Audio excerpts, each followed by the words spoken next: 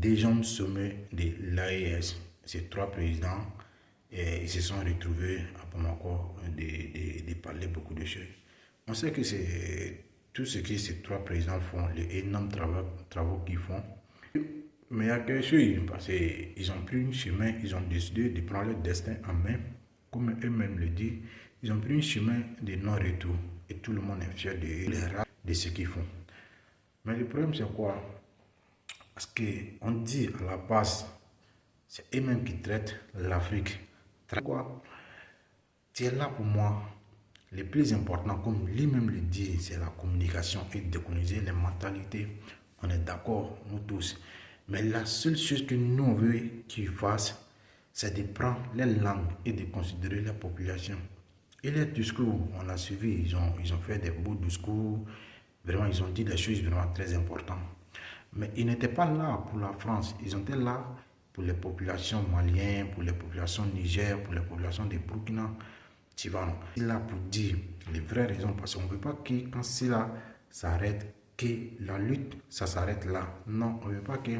Parce qu'après Thomas Sankara, il y a eu plusieurs années avant Ibrahim Traoré, de côté Assimi Koïta, pareil. Après Modibo Keïta, il y a eu plusieurs années. Et Tchani de son côté, je ne sais pas. Mais ce n'est pas ça qu'on veut de l'Afrique, en fait. On veut vraiment des changements, mais qui n'ont qu'à considérer nos langues. Parce que beaucoup de gens accusent les Africains, les Noirs, ils ont un complexe d'infériorité. Alors qu'à la base, c'est nous-mêmes qui enlèvons l'argent encore de payer nos enfants.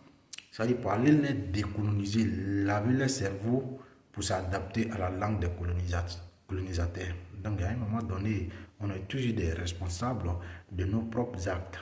Donc pour faire arrêter ce qu'ils ont commencé, on les félicite et de continuer. Mais ils n'ont qu'à revoir ça.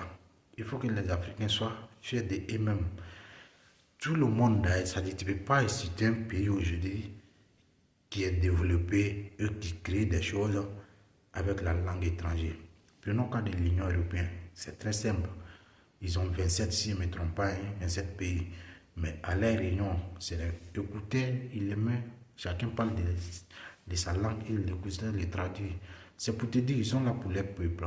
Donc, pour l'amour du peuple, pour l'amour du changement, prenons nos langues et favorisons nos langues en ensemble.